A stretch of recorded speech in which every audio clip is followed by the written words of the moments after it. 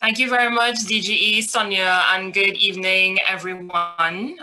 We really want to use the time that we have very wisely because this is our first discussion like this on this platform in terms of trying to get Rotaractors and Rotarians together for us to go through all the really big changes that has happened to Rotaract over the new year.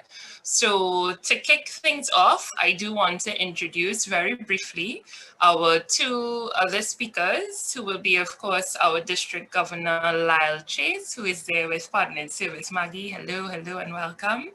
And of course, our DRR Kevin St. Priest, who is here with us, right? Hey, give the people a little wave. DRR, right? So they know who you are.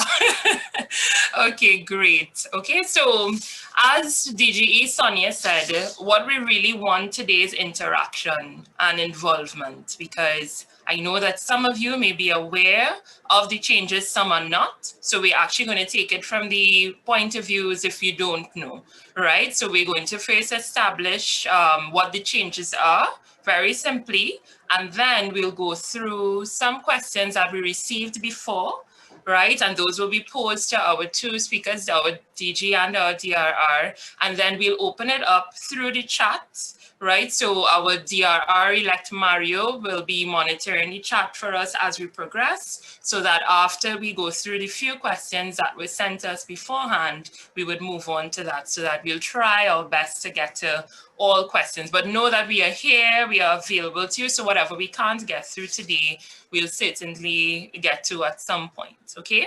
So as mentioned, what I wanted to share with you what the changes actually are to Rotaract. So as at July 1st, 2020, and I'm sharing two screens right now, one in English, one in French, very key decisions were made and implemented, right? So you have going back October 2019, right? We had the then Rotary International Board of Directors coming together as part of the, I guess, the response to the Elevate Rotaract task force. And they really put their heads together and came up with some really, really important changes as to the way in which Rotaract will just be, right? Because it's very significant. So on a very high level, here are the changes. So I'm going to just scroll on both lovely documents so you see it. Okay, so here goes, right? So what were the changes? Rotaract clubs will now be able to establish a new club or be able to operate without a sponsor. Rotaract clubs will be able to choose other Rotaract clubs as their sponsors. Rotaract clubs will be open to all young adults at least 18 years old. Rotaract policies will be moved from Chapter 5 under programs to a revised Chapter 2, now under clubs. The standard Rotaract club constitution and the recommended Rotaract club bylaws will be amended to reflect these policy changes. And Rotary districts are encouraged to include Rotaractors in every committee. There are also some future goals that were laid out by the RI Board of Directors, and those refer to both Rotary Foundation as well as the setup of Rotaract. So in terms of membership, Rotaract was given a really interesting target where Rotaractors are asked to increase the number of Rotaractors reported to RI by 100% by 2022, increase the number of reported Rotaractors when join Rotary clubs, by 20%, and increase the number of reported Rotaractors to 1 million by 2029. So very future thinking, long-term goals as it pertains to membership, right? And last, which is not on this document, but I am going to say there was also in 2022, Rotaractors have been asked to begin paying dues. So just like Rotarians, Rotaractors will be paying individual dues to RI beginning 2022. It will be $5 for university-based clubs and $8 for community-based clubs. So that really is our context for our discussions today, right? Based off of these, it seems very simple, but we know that they are very significant in their simplicity. And so hopefully by the combined intellectual capacity we have in this room, we are going to be able to break it down and really share with you from a District 7030 point of view, what does this mean for our district, okay? Right, so I'm going to leave that for a little while for those of you who want to refer to it, but we are going to start our Q&A. Okay, so on the topic of that third point, which spoke to Rotaract clubs will be open to all young adults at least 18 years old. This speaks to the removal of the upper age limit in Rotaract, okay? So we would have known Rotaract being 18 to 30, right? Literally June 30th, 2020, this was our common knowledge. But as of July 1st, this upper age limit was removed. Okay, so I'm just going to pose a question to our DRR, Kevin. What do you think this means for our Rotaractors and Rotaract clubs in District 7030, this removal of the age limit? Hi, good night, everyone. So I think the main thing to focus on, I guess, is that the idea of Rotaract being for youth is still the central focus. It's always going to be about youth.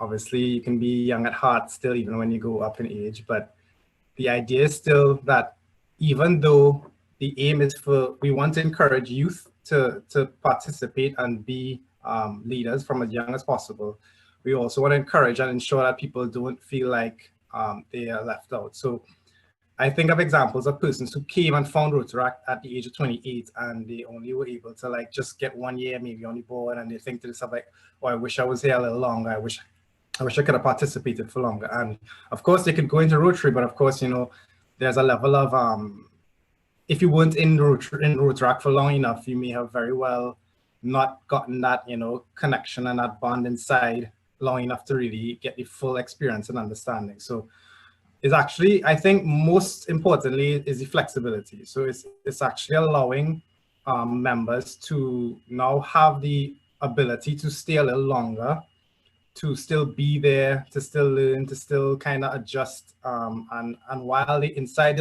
the Rotary family, they can still now start to transition better into Rotary from Rotaract. So it's not that we just want to have, you know, keep all the older folks and have them still running the show. Like, we really do want to encourage younger people. I really do love to see young presidents, young board members coming in and taking up positions from as young as possible. But we really also want to make sure that no one feels like they're left out in the wilderness as soon as they hit 30 and that's it, you know. So I think that's the thing about it, you know, it's really to increase the flexibility and increase the that little transitionary period where, you know, you're coming out to your 20s and your responsibilities start to shift. I'm very familiar with that. So when you leave your 20s and you start to, like, your priorities start to shift, you know, Rotaract may take a little backseat. And there are instances where clubs have older members all together in that bracket, and they just have to, you know, if they didn't have good succession plan, and maybe the whole club might just have to stop right there because everybody got to that age and you couldn't continue, you know. So it allows you a little flexibility and a little extra time now to kind of adjust and make that to the new and younger members, you know. Wonderfully said, dear. And I think, you know, you really touched on the fact that the idea is to keep our Rotaractors within the Rotary family. And that's really what it's all about. DG Lyle, would you like to add anything on this point before we move on? Thanks, Giselle. And just to say, hi, everybody. Bonsoir à tous. I've been working on my French. Yeah, I am really excited about the removal of the 30-year age, because we really lost a lot of Rotaractors who became really disgruntled and will probably never come back to Rotary. So I think this move has removed that barrier. So when they're ready now to leave, they may not join Rotary, but if they don't join Rotary, they will not be disgruntled. And you never know, they may come back to Rotary later. But I think it's wonderful. People will actually become Rotarians when they are ready. And, you know, even if they're 65 and they become ready, you know, who knows? I'm kidding, of course, I'm kidding. No, no, I mean, there was a test case, by the way, where Barry Racine was asked by an 85-year-old if he could now join a Rotary Club. And the answer to that was, if they'll have you. That was a good response. But yeah, that flexibility is very key. So thanks very much for that, DG Lyle. And as we have you on the floor, another point that was raised coming out of this whole, you know, change in Rotaract was the idea of further inclusion. Okay, and it's listed explicitly there in the last point where it says that Rotary districts are encouraged to include Rotaractors in every district committee. So we know that our Rotaractors have their leadership, you know, hierarchy, if you want to call it that, their breakdown. And we know our Rotarians have more or less the same. But now what we're seeing here is a request for almost an overlap, so to speak, a working hand in hand on these district committees, certainly with Rotaractors being integrated into the Rotary district committees. What benefits do you think will be derived out of this inclusion? Okay, that's a great question. You know, before we get to the district, talk about clubs. And you know, I have long been suggesting that clubs include Rotaractors on, say, their membership committee. And, you know, and okay, roll that up now into the district. And what benefits? Well, the benefits are, one, and let's never forget this one, young people have energy, young people have ideas, and young people don't sit and don't do. They're doers. They don't have the time that a lot of us Rotarians seem to have to ponder, or my father used to say, pontificate on matters. Is either let's do it or, you know, let's move on. So what they're doing is bring that energy, youthful exuberance, and a lot of them have technology that older Rotarians don't have. So, you know, you want to get out a flyer. I mean, we have this going on all the time. You know, call a Rotaractor. So Rotaractors on the foundation committee, great idea, because now go back the other way and they're going to get the knowledge and experience of how grants work, how the foundation committee actually judges how people will get a district grant. How do they do this? So the Rotaractors get also the knowledge and experience. So it's a two-way street. We're going to get a lot of energy coming upwards to the district committees and hopefully making them better and more inclusive and seeing things that from a youthful perspective, which unless Rotary does that, Rotary, we see what's happening in North America, Rotary is dying, right? Every membership report we get, if it wasn't for District 70-20 and 70-30, and perhaps one other district, well, not perhaps, just about one other district, the trend is down. So why is that?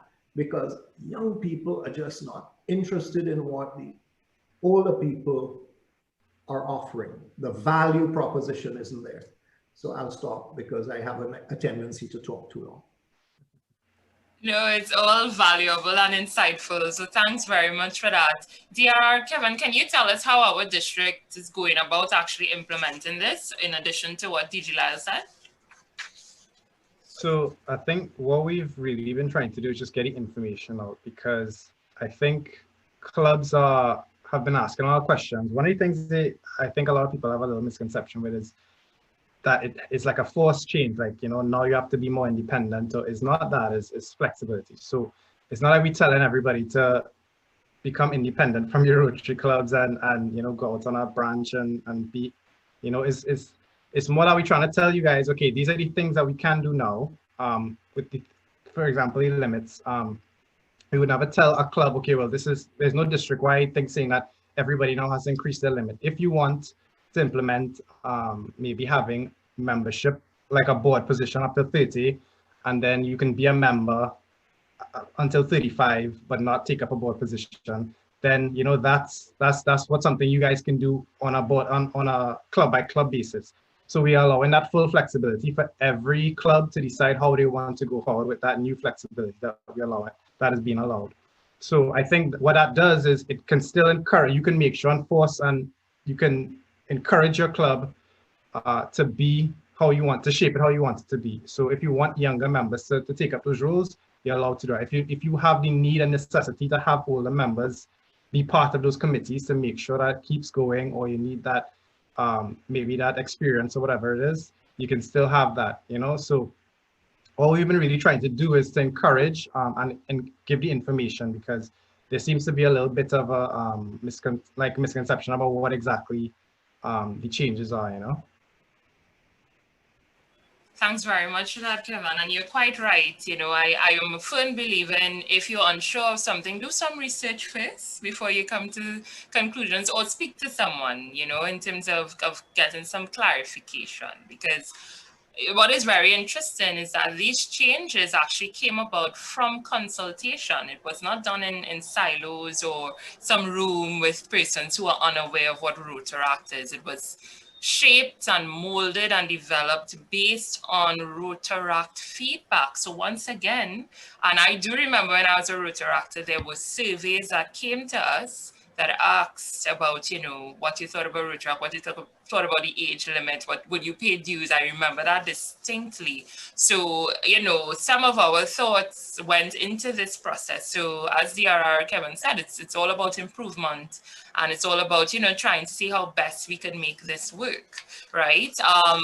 Just to add, in our district, as you know, for the committees, we've started the pilot program, and you would see that certain members of the Rotaract district committees, as well as our district Rotary committees, are actually working together side by side. I think one of the key opportunities here was with the installation, so to speak, of the role of the ADRR, which is the Assistant District Rotaract Representative, which really is parallel to an Assistant Governor, right? So what Assistant Governor does for and with the DG, and ADRR does the same with our DRR. And that, you know, allows for so much collaboration, so much opportunities to grow, to learn, to share. And those are the sort of things we're hoping to get. So we also want to share some of those really good lessons learned along the way. So we look forward to that sort of feedback from our respective Rotary and Rotaract chairs. Okay, so we have touched on 2 of those items so far. I do want to go back a little bit to the age limit question, because our DRR mentioned something really interesting in terms of about clubs, it being left to clubs, right? More or less. And that is a really key point, because RI specifically, if you look at it here, they've never told you what age to put, right? And that is intentional, right? It's all about clubs figuring it out and putting in place what is best for your club.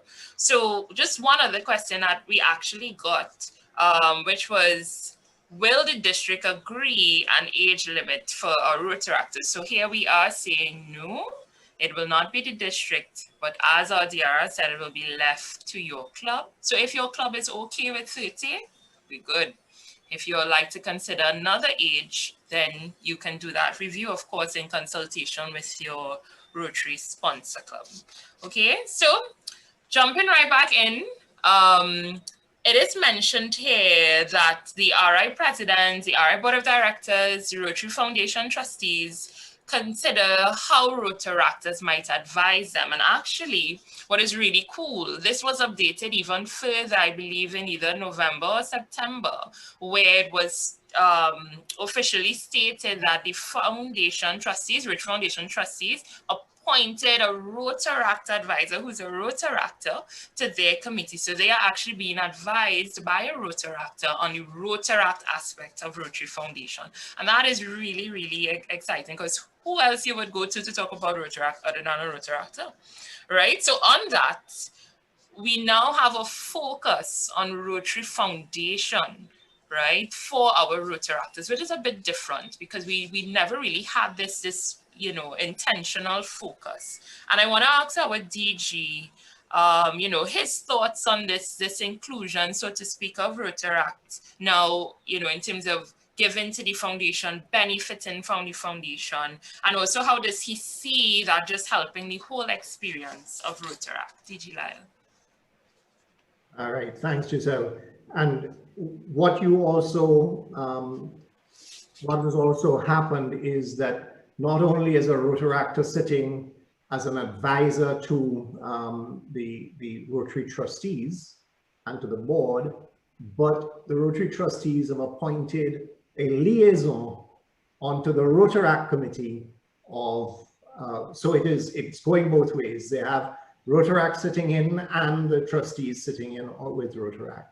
And your question is how, sorry, can you just go back to that? Because Oh, most definitely. It was just about how do you see the benefits to Rotaractors now having this focus also on the Rotary Foundation, because this is definitely one of the new ones. Rotaract would have not focused intentionally on foundation. They might have done something in partnership with their Rotary Club, but to actually now have Rotaract contributing to foundation, being encouraged to create foundation committees within their clubs. You know, how do you see that whole process happening and the overall benefit to our Rotaractors?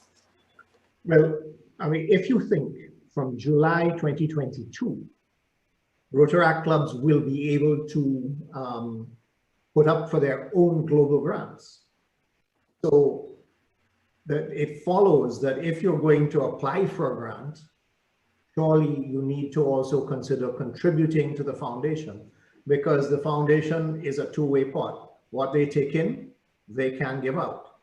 And as you have heard, I know you heard it today, Giselle, because Barry, past international president Barry, told us that, you know, the pot for this year will be used up by February, right?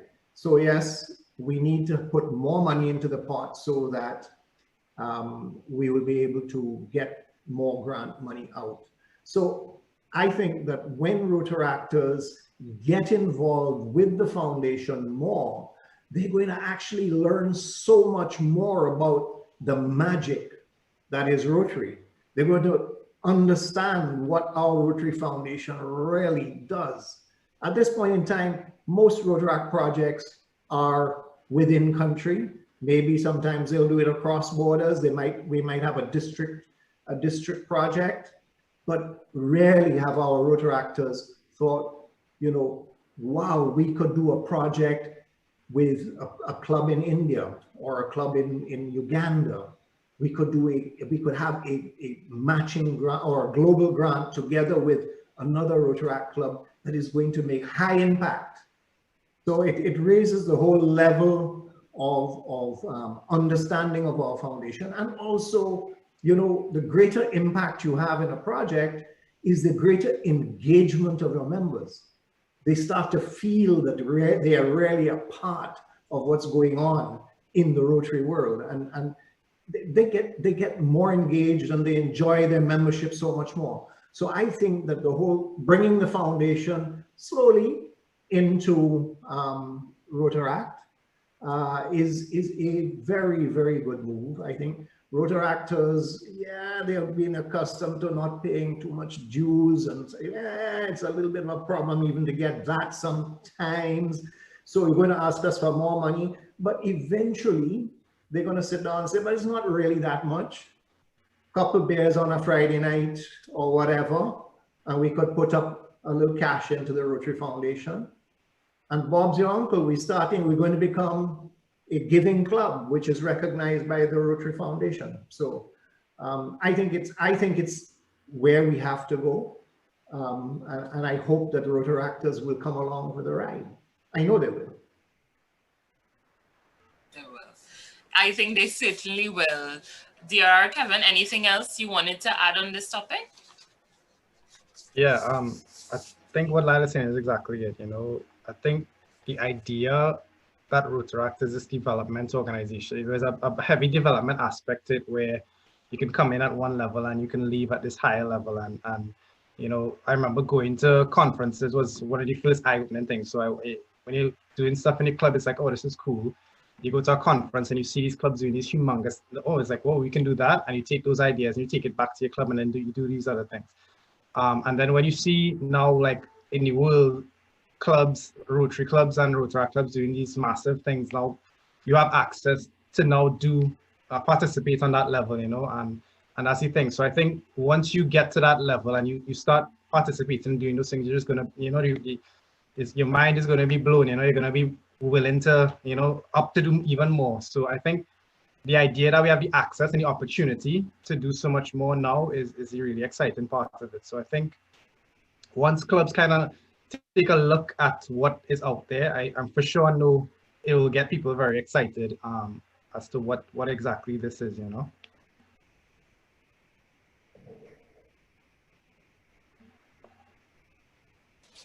Okay, fantastic. Thanks very much for that, dear Kevin. And also to add, as of now, like the same July 1st initiation, Rotaract clubs can currently partner with their Rotary clubs to do a global grant, right? That is, you can do that all now.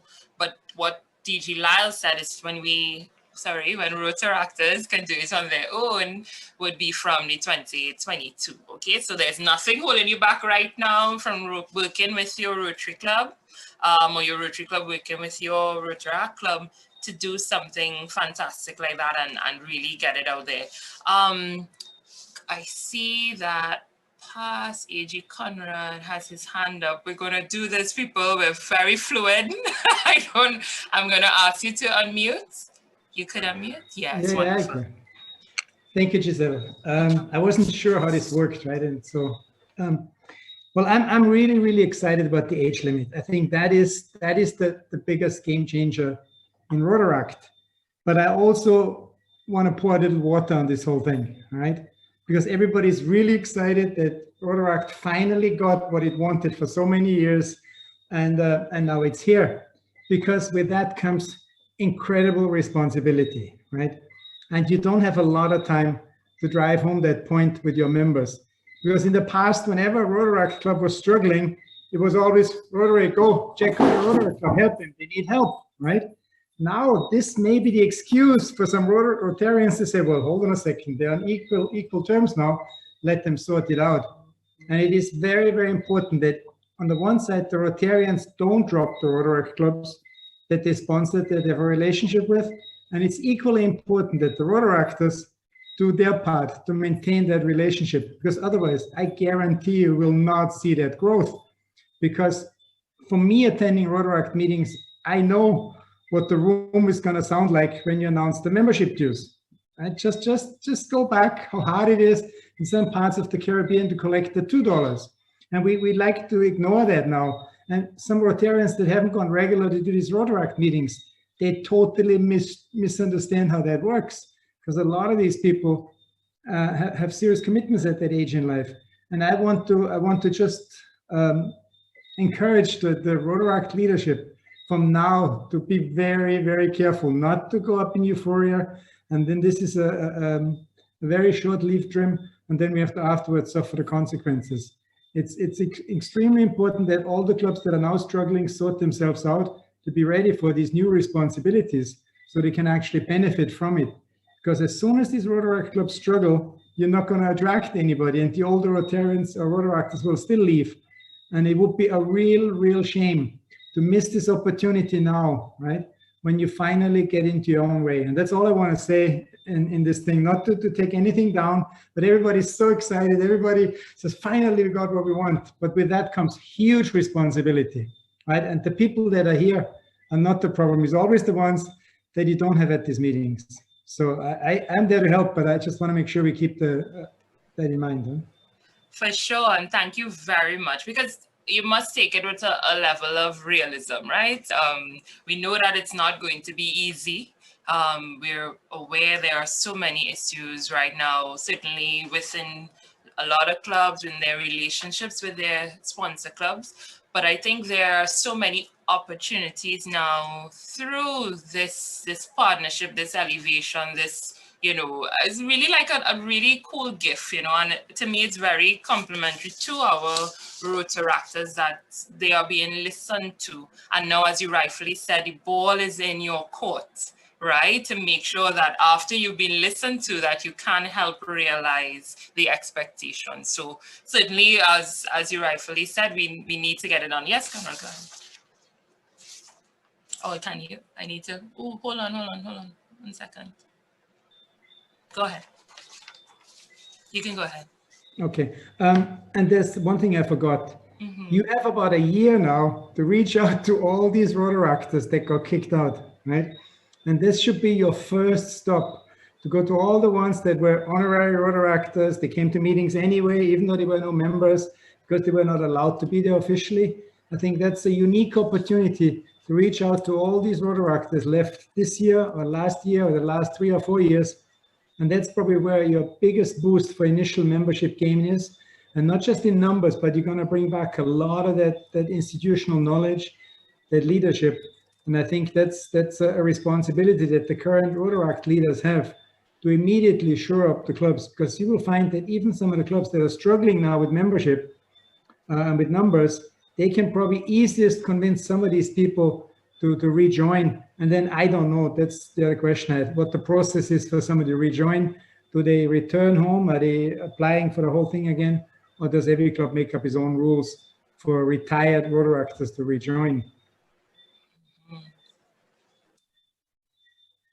Sorry, thanks very much for that. I can answer the latter question in terms of it will be left on a club by club basis, because if our club remains at the age limit of 30, then that rejoining aspect doesn't happen. However, if our club does agree, we're going to look at 35, we're going to look at 40, then that will be something, it will come like if you are a new member coming into the club, and that would be something with your sponsor club, once again, that you can discuss and agree what that process will look like. Okay. Right. So thank you very much. And that's what we mean by interactive. We're getting those questions coming in hot, and so we can answer them and we can address them, because it's good, right? Because, you know, we have so much information, and if we don't break it down in terms of how we're actually going to implement it, then it just remains very lofty and unreal, right? So thanks very much for that. At this point in time, I think it was a good segue that we just had. We do want to move into the chat just to see if we had any questions. Now, as you know, we have many other different things that were said in terms of the changes. So we're just going to look at the right. So we have one question that was posed here that speaks to what contingency plans are in place to upkeep important initiatives such as the Youth Exchange by Rotary in District 70, given the current pandemic. Are there any ideas being generated towards probably remote or virtual exchange programs to continue the professional skills building of Rotaractors and Interactors? If this is not in place, it's maybe something we can look at. So both a question and a comment for us. Digilal, I don't know if you want to take this one. It's kind of bordering other committees, but we're all focused on Rotaract, so it's fine. Within the sphere of youth exchange, only the ABC Islands actually can get involved in youth exchange at the moment. The rest of the district is not certified to do so. So the ABC Islands, I believe, are certified to do youth exchange. What I'm hoping we will do is we will move towards getting certified for outbound youth exchange. And there is some Zone 33, 34 have approached me about youth exchange, and I'm hoping to gain some more knowledge about that. But that's really going to flow over into Sonia's year and Leslie's year. So that is great. Now, within the pandemic, if you realize our RILA is now going to be virtual. So we are trying to adapt our programs to make sure that the youth are still engaged. Youth exchange this year, by the way, also has been set up virtually in some districts. I've seen that on the Rotary International correspondence that I get. So we have to appreciate that this year is different, and we are adapting and we're working with it, but we have not lost focus on the youth. And we have had some tremendous youth-based, Rotaract-based, Interact-based Zoom interactions throughout the district. So I think that the question is well put, and we should take it on board. But there are a number of initiatives that are going on that involve both Interact and Rotaract, and just RILA at the moment. Okay, Kevin, you wanted to say anything? I saw you nodding and you look very engaged. You good? I'm good. That's good for both of us. Nice, because we have more questions. Don't you worry. So Miracles. It's a lovely name. Okay, I came in late, so I'm not sure if it was discussed. Clubs who wish to keep an age limit, does it have to be at age 30, or could it be raised, right? So we did touch on that, but Kevin, I don't know if you want to expand a little bit on it. Yeah, so as we did talk about it, so we do encourage clubs to, to encourage youth to take up leadership positions, but it's a club by club decision. So if your club would like to keep a limit, they can. But what we would like to encourage clubs to do is to at least allow. So if you want to have like a 35 limit, but want members to only be on the board at 30, then that's a decision you can make. Something that is kind of in between both. So it's not necessary that you have to be that. But it's up to you. That's the idea, is that it's up to you. What you want to do as a club, you can now decide to do. So it's flexible. I know another question that we got actually on that same topic from the registration was about the DRR and whether there'll be an age limit for our DRRs now that the age limit has been removed. So I see Kevin smiling because we cannot talk about it, but everything is up in the air. But I'd love to hear your thoughts on it, both of you, Kevin and Lyle. Well, I've actually heard this question, well, recently, obviously, with the DRR applications closing soon. So I have actually been asked this question very recently, a few times.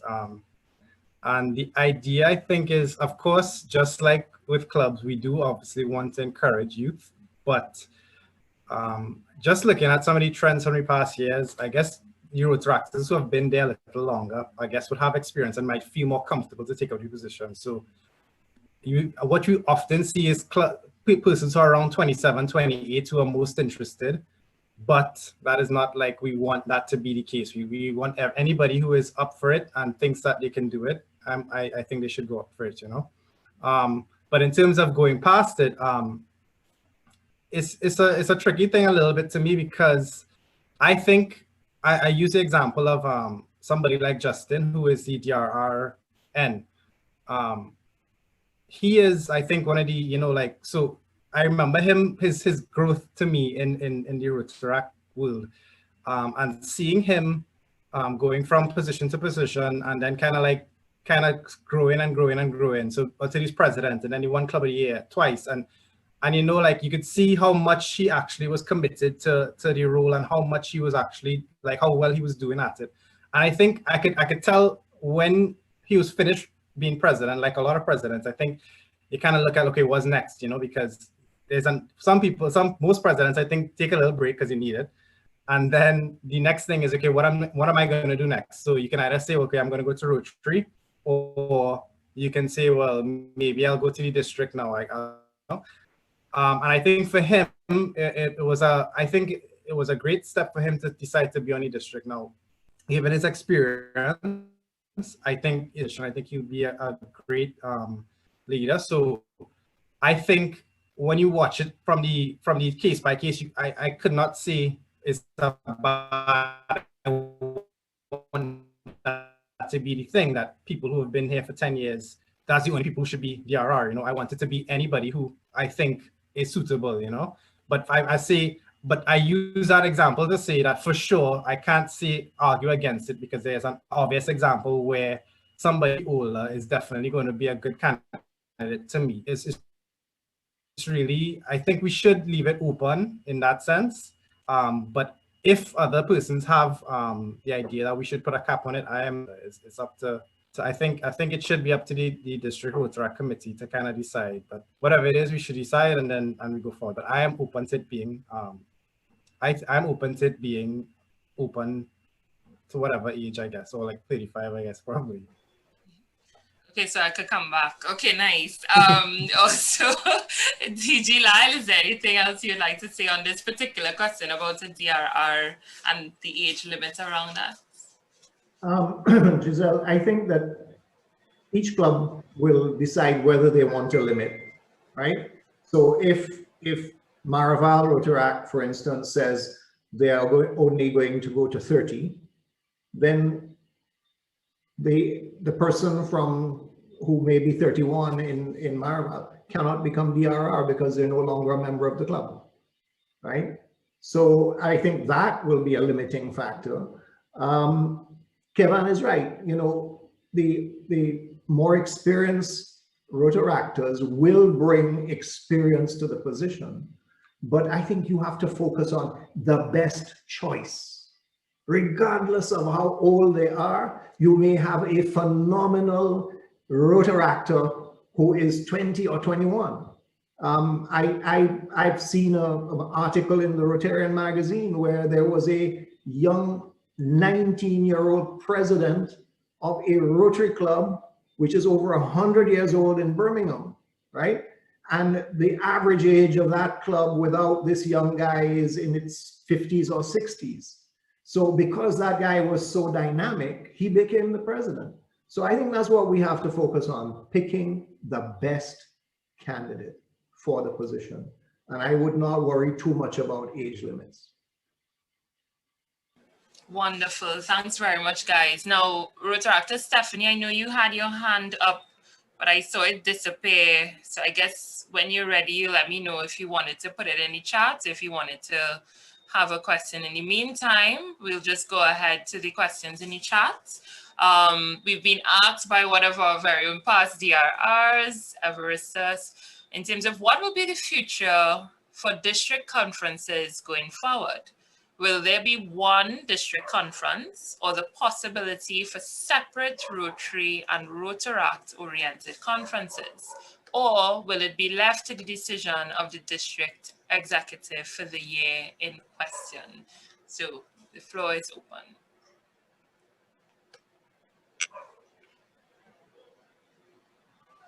See, neither one of you want to answer this. No, I thought I was mic on my unmuted, so I thought he was going to go first.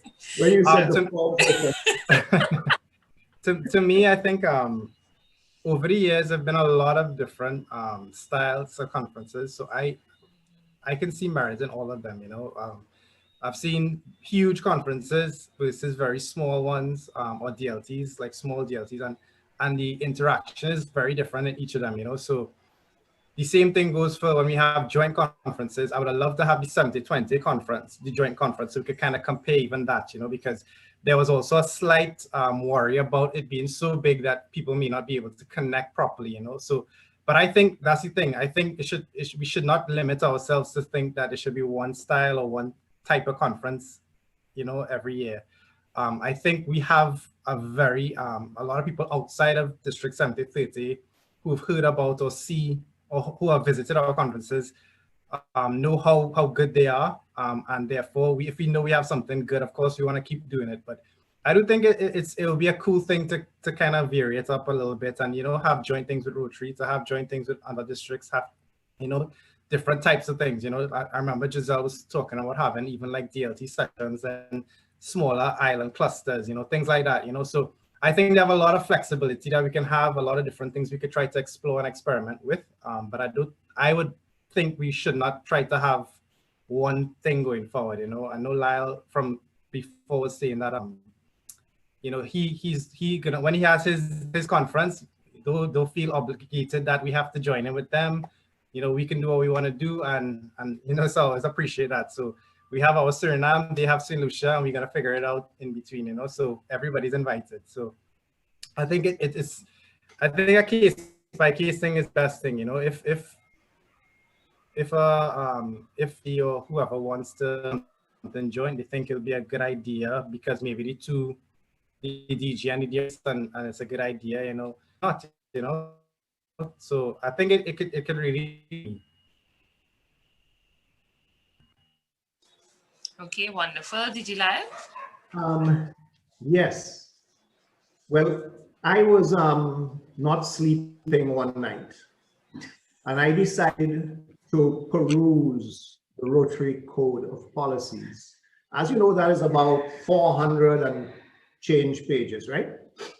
It's great for insomnia. But in there, it clearly states that Rotaract district conferences should be, if possible, run simultaneously with Rotary conferences, and if possible, and they should have at least one joint session, right? So the Code of Policies is trying to bring us more together, which is what Rotary is doing. I believe that we at the DRC, District Rotaract Committee level, need to sit with the DG, the sitting DG and the DGE and say, okay, how do we see this working for us? For us in St. Lucia, I told you clearly that we just didn't have the capacity to host a district conference which included Rotaract. As much as I would love to have Rotaractors join us, and by the way, you can now join us easily because it's going to be a hybrid conference. So that way you get together. And I believe actually for the future, large portions of our conferences will come down to being hybrid. I can't say for sure, but I believe that. So, you guys have an excitement. And the last thing that Rotary would wish to do, I think, is to take that excitement out of your game, right? Your game is a young game. I listened carefully to the comments about the last joint Rotary conference. I didn't hear the best comments from Rotaractors, and I did hear some Rotarians saying, well, boy, them people too young for me. I can't really take on that kind of wind up and thing at the parties and so on. I heard all that. So there is a difference there, and we have to recognize, and guess what? We have to celebrate it. So if we are going to agree that, let's try and attend, as many of us attend each other's, so we can come together. I would love to come to Suriname if by Suriname's time we can travel. I'm looking to get my injection as quickly as possible. I would love to do that, right? I was hoping to go to Jamaica, by the way, land of my birth, all that kind of thing. I was fantasizing being in Jamaica. But you're right, Kevin. We need to be flexible, and we need to do what is best for both groups, and it will involve the leadership and the future leadership, because we have to plan in advance how we're going to go with this. Indeed. And I think you ended on a really good point that this is, to use a very cliched word right now, it's very fluid, right? We're going through this, we're living the changes as we speak. And what's really interesting is even on the RI level, they have recognized that certain changes need more explanations, they need more breaking down, and we're actually seeing updates happening as we progress because it's a significant change, so significant changes. And so how we interpret it, I would think in the first instance may not always be the best fit, but there's always opportunities to learn and grow from that. So the concept of a joint conference, you know, if there are lessons to be learned, there are things to be improved on, but I believe there are also things that we could inject into future conferences. And that's really the opportunities we don't want to miss out on. So I look forward to both Suriname and to St. Lucia, right? Because both will be vibes most definitely. And as past DRR Dallin just said, wine and ting. That's basically the direct quote. We have another question. Unfortunately, I think he sent it to me directly, but I hope it wasn't for me. Couldn't be for me, I'm just facilitating. With these changes, would Rotaract clubs be able to be self-sponsored? In essence, will Rotaract clubs be allowed to function without a Rotary sponsor? So this has been one I know that we've seen, and it's written right there, guys. It's the first two in the changes where it says a Rotaract club can establish a new club with or without a sponsor, and a Rotaract club will be able to choose another Rotaract club as their sponsor. So, and let me not say the floor is open. DG Lyle, DRR Kevin, or even DGE Sonia, who is there channeling a very cool and calculating Mrs. Claus. Feel free to jump in as needed.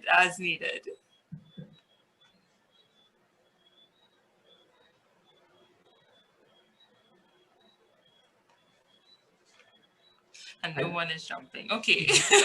All right. Well, you know, I was deferring to the youth, both the DGE and the DRR. But if they're not going to jump in, yeah, I mean, yes, a Rotaract club can be formed without a sponsor. There is no need for a sponsor anymore as a Rotary club.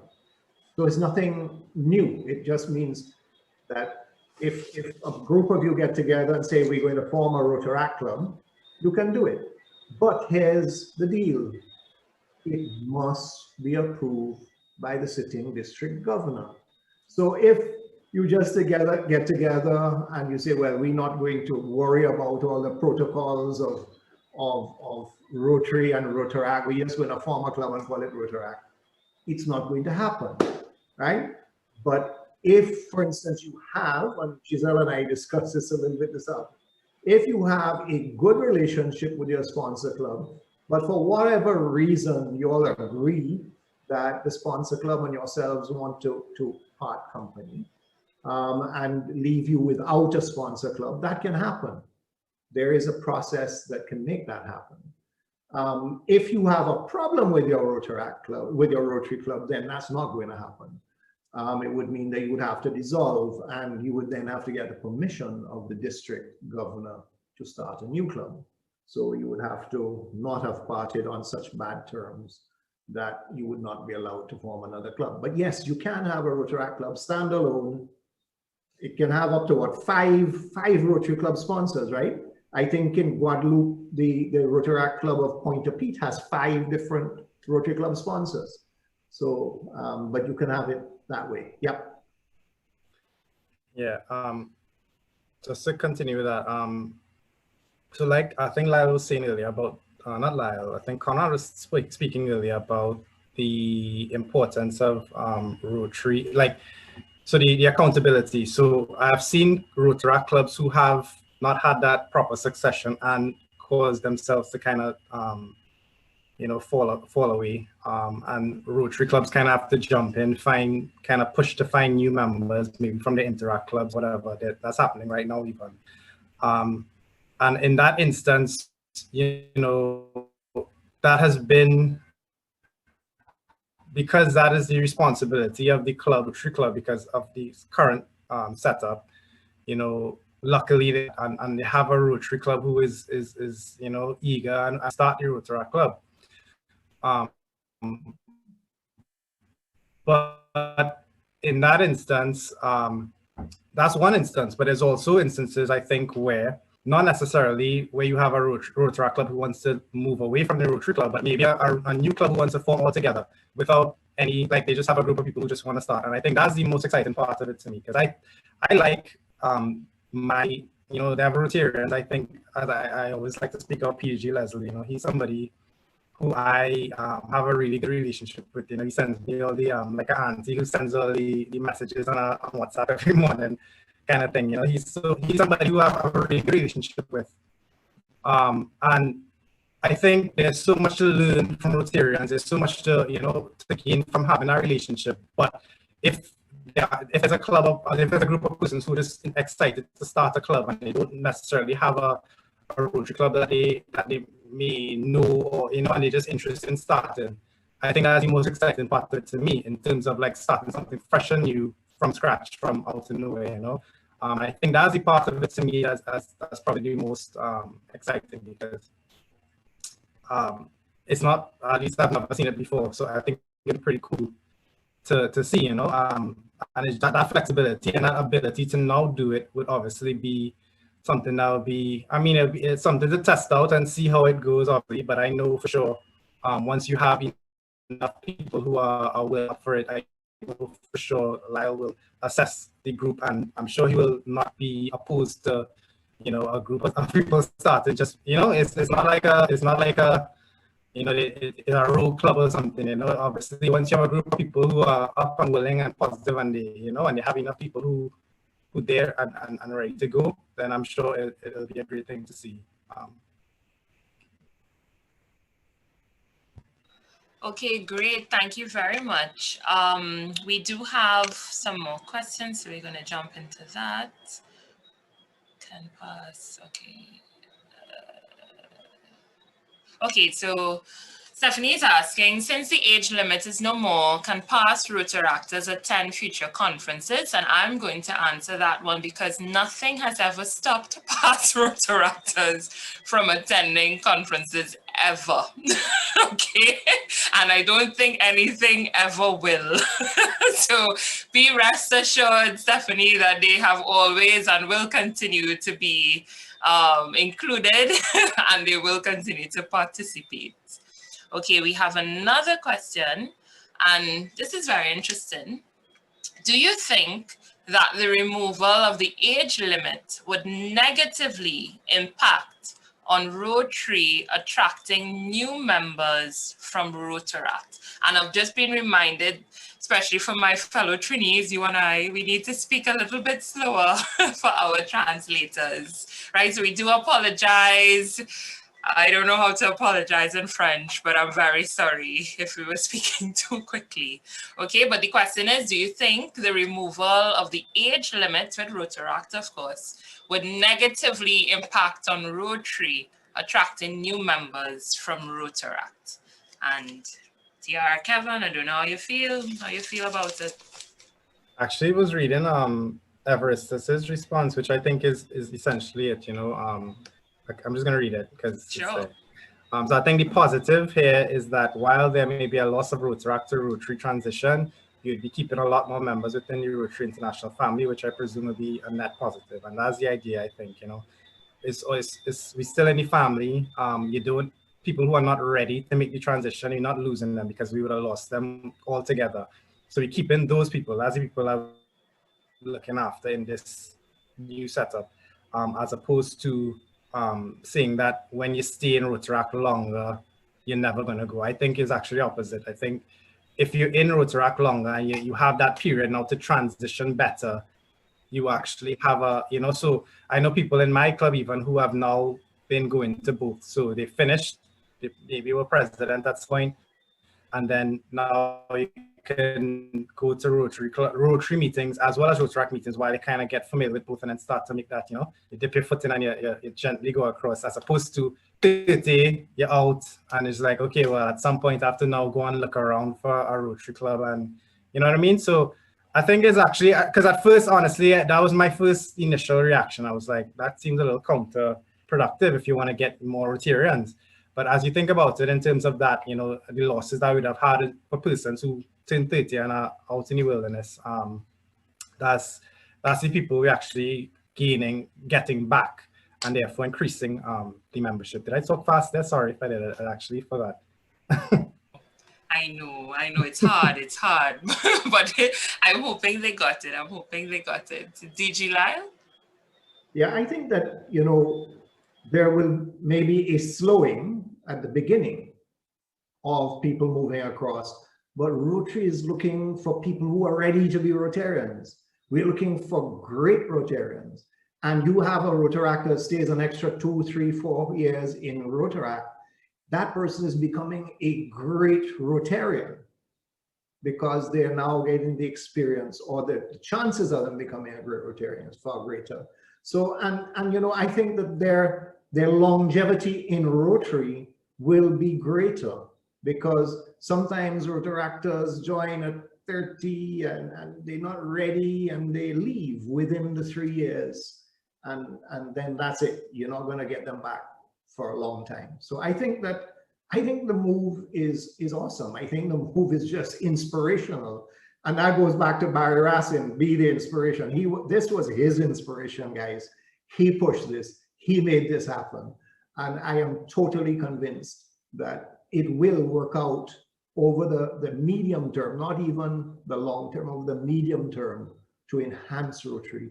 And they will transition into Rotary, much more so than if they had left at 30. Wonderful. We have 2 more questions, and I think that may be it. So this one is about can a Rotaract club can a Rotaract club sponsor an Interact club? I love it. I really love the question. I am also going to answer this one. Unfortunately, William, this is not being said. Right now, it's about a Rotaract club being able to sponsor another Rotaract club, or more or less keeping itself as its own sponsor. So unfortunately, there is not yet the overlap between Rotaract club and Interact club in terms of sponsorship.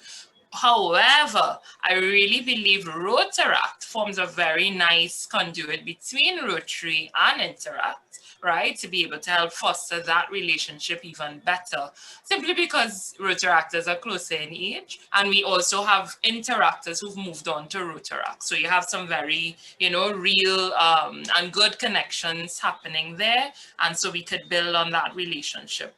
Okay. The other question, right, and I love this because DG Lyle is being referred to as Mr. Chase. Mr. Chase mentioned being able to partner with clubs around the world like Ghana and India. Could you expand on this, please? And Melissa has her hand up. So Melissa, after DG Lyle answers this, I'm going to come to you. Okay, so DG Lyle. I don't know if you heard it, sorry, that he's asking, you mentioned when you were chatting about clubs getting the opportunity to partner with clubs in Ghana and India and around the world, if you could expand on what those sort of opportunities are. Right, and that was said in the context of a global grant. So you can use a club in India as your international partner, or a club in Ghana or in Uganda or in South America somewhere as your international partner. So you get an opportunity to work with them on a global grant. We sometimes, look at our district and say, well, it's all about here. But hey, you could actually partner with a Rotaract club in Haiti. That's District 7020. It's not our district, right? It's a different district. You could partner with them, and you could work on a project that helps the people of Haiti. I'm very passionate about that. I think that our district needs help. Yes, we need to look at our own, but Rotary is much bigger than us, and it helps us to look outwards and realize, wow, they really, really, really need our help as well. So while we're helping ourselves, we also need, and Rotary is training us to think globally, it's training us to think goodwill and better friendships, and it's training us to think about the internationalism of what we're doing. It's peace, it's long-term creating peace on earth, because we are, you know, we are working towards water and sanitation in Ghana, right? We're doing a project on literacy or on maternal and child health. We're doing those kind of projects, not just, Giselle, your club was doing a project in India, correct? Yep. Yes, we are. We have partnered with them, and that global grant was approved. So we represent a very small part of the global grant, but the idea is we're there with them. It's a mobile cancer screening bus that they're going to be doing in the rural areas of India. So that's the kind of outreach. I mean, that gives me goosebumps. That's the kind of thing that's who we are. That's what we do. Wonderful. Okay, so President Mel, I am going to, you should be able to unmute, yes. Okay, good evening all. I just want to add that the change of removing the age limit, I agree with that, because when I am a living testimony of the con of having that age limit, because you are removed from Rotaract in the prime of your Rotaract life. And when you go to Rotary, it's a culture shock, right? And you're more inclined to probably not return. If I was not persistent and know that this is what I want to do in life, I might have, Rotary might have lost me. So I think by staying a little longer in Rotaract, you're better prepared and you enter at the right stage into Rotary, where we, the chances of retaining you is greater. That's what I wanted to say. Wonderfully put, and President Mel is testament to the journey of a Rotaractor. She's Rotaractor and now president of the Rotary Club of Piarco. Okay, so thanks very much for that. We have, oh yes, we do have one more question. Guys, we're not going home tonight, okay? We have another question. Okay, and some really cool comments. So I do encourage you to read the chat. But the next question is, what is your advice for a young Rotaract club starting off from scratch alongside great Rotary leaders, but still possessing that independence amongst themselves? Am I reading that correctly? Yes, so it's a young Rotaract club starting off on its own. So I am assuming, who's asking this question? I'm assuming, Jediah, that this would be a Rotaract club who's maybe self-sponsored. I don't know, but it may be hypothetical. So what would be the advice for a self-sponsored Rotaract club? If it's not, you could just clarify for us, okay? But I think that's a cool question to ask. And I'm seeing all the puzzle stares. I'm okay with answering this, that I think for any Rotaract club or any person thinking of starting a Rotaract club, that will be, and we've coined the phrase self-sponsored, that with all things, you still need to tap into your Rotary and Rotaract network. You are not to do this in isolation. As our DG said, everything still goes through a process, right? We still have to get approvals, you know, there's still an application process and all these things. So you still need to leverage off of relationships. So I doubt it will be 15 strangers to Rotary coming together to form a Rotaract club. Somebody would need to have some kind of knowledge on our organization. And I'm hoping that that person would also be aware of the need to leverage and to talk. And you'd also have on the other levels, persons like your ADRRs, other Rotaract clubs within the area to also provide that support to you. And I'm sure in the long run, we may have some sort of comprehensive, simple process for how a club can go about doing this. I see Conrad with his hand. Yes, let me just unmute you, see if you could unmute you. Okay, go ahead. You know, Giselle, you know, we always say Rotary clubs sponsor Rotaract clubs. But that's not really what it is. It's usually 3 Rotarians or 5 Rotarians in that club that say we're gonna get this done. And any group of young people there, and I would imagine some of them have a connection to Rotaract, that want to start their own new club. I bet you, no, unless they're somewhere in the middle of the rainforest, they know a former Rotaractor that has become a Rotarian, right? And I think all they need is to reach out to one of these people that are engaging them then and form this thing if they really don't want to be sponsored by a Rotary club. And I think to take this on their own is not something I would suggest anybody does. But if they really want to not go and seek sponsorship from a Rotary club, look out for one of these Rotarians or ask somebody that they'll put you in touch with one. And I bet you there are plenty of Rotarians wherever they are that would help them set this thing up if they don't want to be sponsored. But to do it on their own, I think that's a very tall order, because you have only one chance to get it right at the beginning. And you know how it is when a club heads the wrong direction, being it in Rotary, Rotaract, Interact, or whatever. First of all, you have to realize you're heading in the wrong direction, and then you have to find a way to correct it. And that can be sometimes very painful. It hurts a lot of feelings. Inevitably, some damage is done that takes a long time to repair. So I really think they should find some kind of connection to Rotary by finding a Rotarian, or if nothing else, ask the AG in that area, right?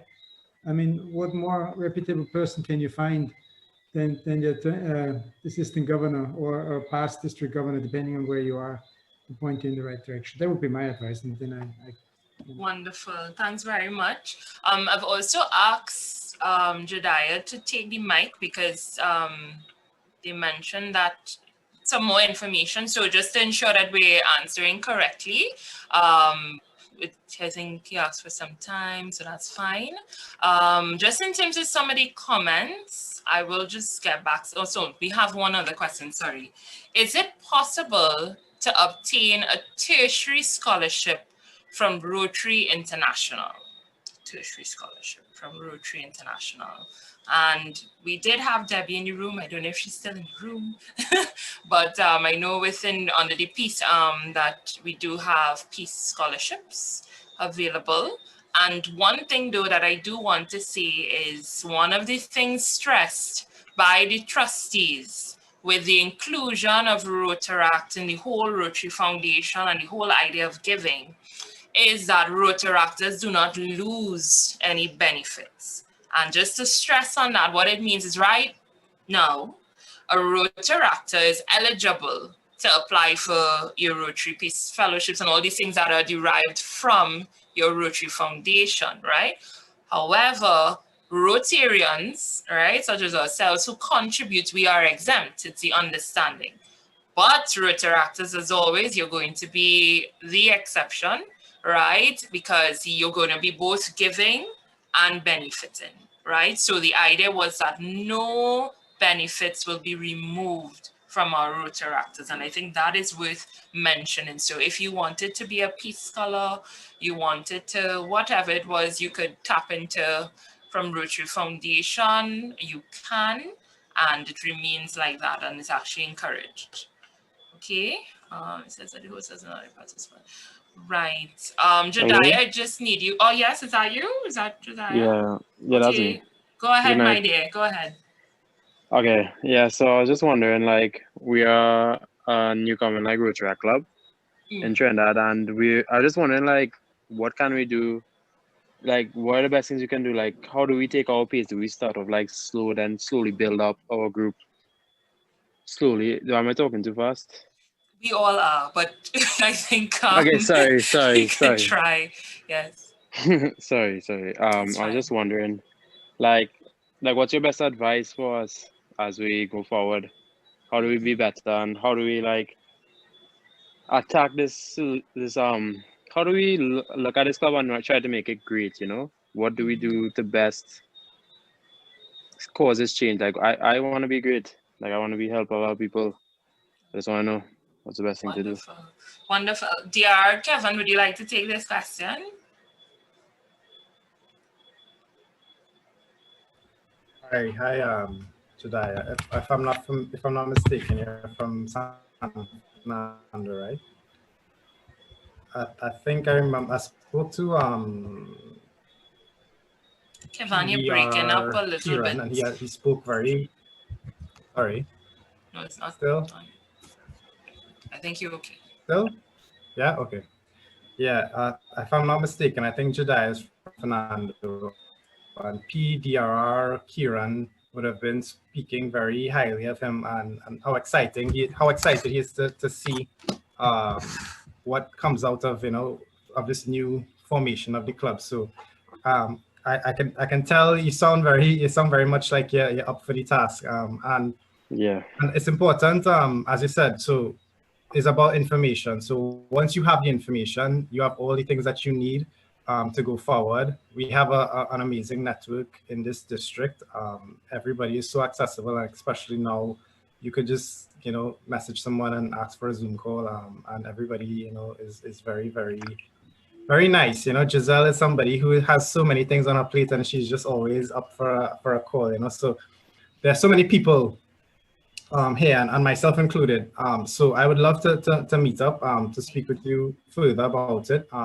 But yeah, as I was saying, it's really just about if you have all the information, all the things that you need to understand going forward, then the sky is the limit. So whatever, if you want to be great, you're going to be great. And it start with you thinking about it like that. And I think obviously you're looking at it from the right standpoint. So as I said, if you're new to it, it's just to get information. It's just to get familiar with all the procedures, with all the the structure, that kind of thing, and then you just go, because there are clubs who have been formed within the last 2 years who are doing amazingly well. Who are like, I would say, are like, I don't want to put a number on how great I think they are, but I think they're doing amazingly well. So yeah, so it's not about time. You can from you'll start tomorrow, and from June or July, by the next Rotary year, you could be just pumping and doing so much. So yeah, so I look forward to having a conversation with you. Hopefully maybe I'll reach out to you here on this chat, and we could speak afterwards. But yeah, no problem. And I think that is definitely one of the benefits of what we're doing here today. We're letting you see the faces, see the names of those persons you can reach out to. And, that's what we're all about, right? Because we want it to be great. You don't worry. It'll be okay, right? So, sorry, you wanted to say anything else, Josiah? That's Jedi again. Sorry, yes. I just feel like we have some really great leaders. Like our leaders, is Dina Bainey.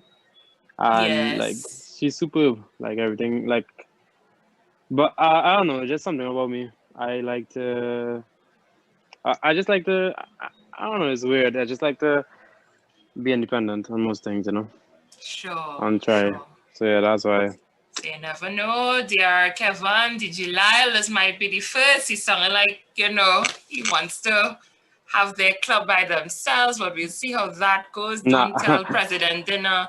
Don't tell her. Don't tell her. We might end up somewhere. No. I was just. She's amazing. Yes. Okay. Well, thanks very much for that, Jediah. So just going back to the chat a little bit. I don't think we have any changes, and Dinner is on the chat, Jediah.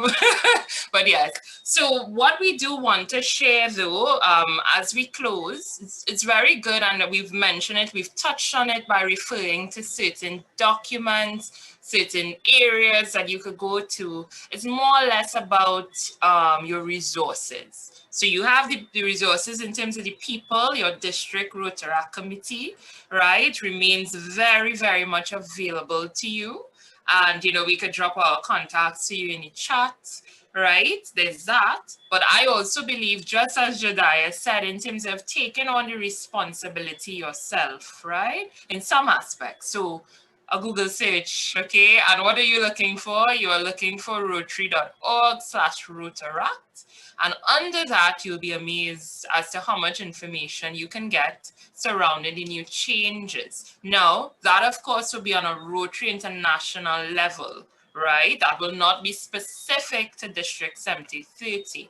If you want District 7030 information, recently we would have emailed out the revised Rotaract Manual of Procedures, right? We would have also emailed the revised and newly installed role and responsibility of our assistant district Rotaract representatives. So that was sent out. If, however, you don't have it, I believe, and Sean, I don't know if I put me on the spot here, but I believe it was also uploaded onto our website, right? And if it isn't, I'm sure it would be. But the idea is that this is a document meant for both Rotaractors and Rotarians within our district to certainly get more information on the how, in terms of how we are doing it at the District 7030 level, how we are implementing, right? You also have on a club level, and we mentioned it in the beginning in terms of the changes, the revised club constitution and club bylaws, right? Those are very, very important documents that each Rotaract club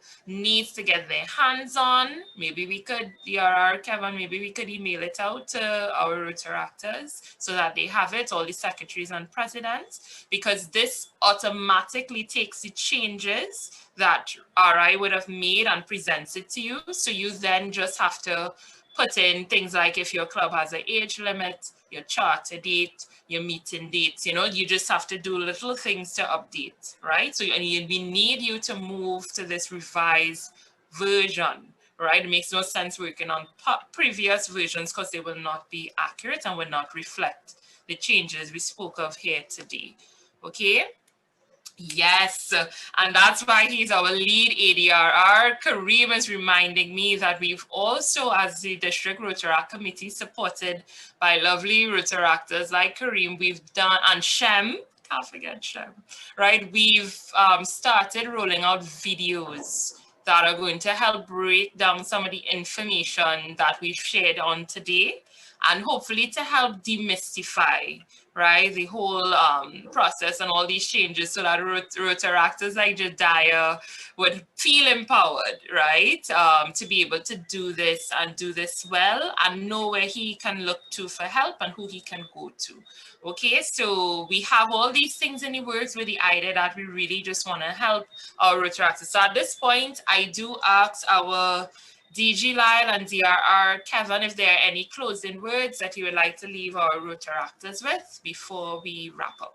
And Rotarians, we have Rotarians on the call as well. Kevin.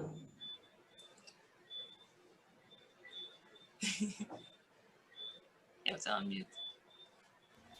Oh, yes, yeah, sorry. No problem.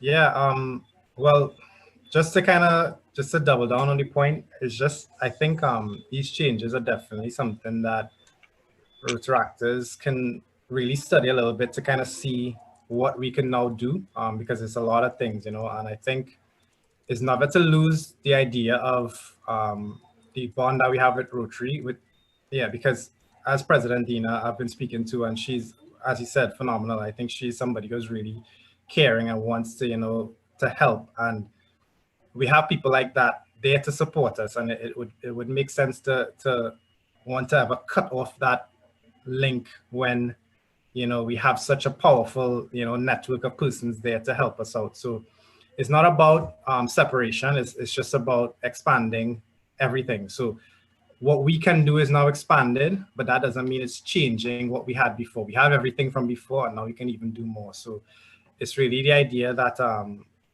is that we have to really kind of just look at the changes and say, okay, well, with all this new information that we have, let's see how we can do even more than we were doing before, because we have the opportunity to. But it does not mean that if you have a great relationship and you have everything going good with your club and your Rotary club, and you all could keep going on, sailing along as usual, So it's just for everybody to kind of just know what we can do and make that decision going forward. And I think with this current group of presidents and the DRC committee, and people like you said, like Kareem and such like really strong Rotaractors in the district, I know we'll have we have the support that we need to do anything, So I look forward to, of course, more clubs, more bigger projects. I want to see people doing global grants at some point soon, hopefully. So I think the future is bright for sure, So I'm excited to see all the changes coming up for sure. So Giselle, since we are dealing with the future, we're looking at our Rotaractors who are our future. I'm going to see if our DGE, Sonia, would like to say a few words in the closing moments. Hi guys, thanks very much. It's encouraging to see to have these kinds of sessions and to get these kinds of questions. Rotaract is extremely strong in our district, and that's one of the things that we have that makes us leaders in this, in our zone, having Rotaractors who take the initiative that they do. Using the changes have just, to me, have empowered Rotaractors now to just step outside of the box and to really be great within the rules, but outside of the glare of a Rotary Club as serving as your sponsor. There are, as everyone has said, lots of resources. I encourage Rotaractors to reach out to your Rotaract leaders. And if they're not answering you, reach out to the Rotary leaders for help in getting your club up and running and making it great. This is only the beginning of a wonderful Rotary experience for Rotaract. And hopefully Interact sees what Rotaract is doing and they get just as excited. The Rotaractors are the future of Rotary. We have excellent Rotaractors in our district, and I look forward to seeing their progress over the next years. So congratulations on a great session today. Very good questions and well answered by the leaders. So I take it into 2021 and see you then. Thanks so much, Sonia. That was excellent. So Giselle, just in my closing, I'm going to say to Jediah and people who feel like him, I was like that. I was like that. I was never a Rotaractor, but as a young Rotarian, I wanted to do things. And you know what? Sometimes you feel that the team around you isn't moving at the same pace you are. But the lesson that I learned was you have to play with the team. Once you can bond with that team, greatness comes. Because alone, that's why we're in the movement in the first place. That's why we're in Rotaract. That's why we're in Rotary. It's because together we can do so much more than on our own. So work with your frustrations, my brother. You're going to be able to be great, but you're going to make your whole club great. So you're all going to work together as one team. That's just my closing comment. I love the enthusiasm. It's something that we work on together. And Jediah just summarized it really nicely. Put together stronger. So very cool. So on behalf of our district Rotaract committee and all of us here today, I really just want to thank especially our DRR Kevin and our DG Lyle and of course DGE Sonia for your inputs today. As everyone said, we could send out as much information as possible, but I think the human interaction, there's nothing that could replace that. So I'm really glad.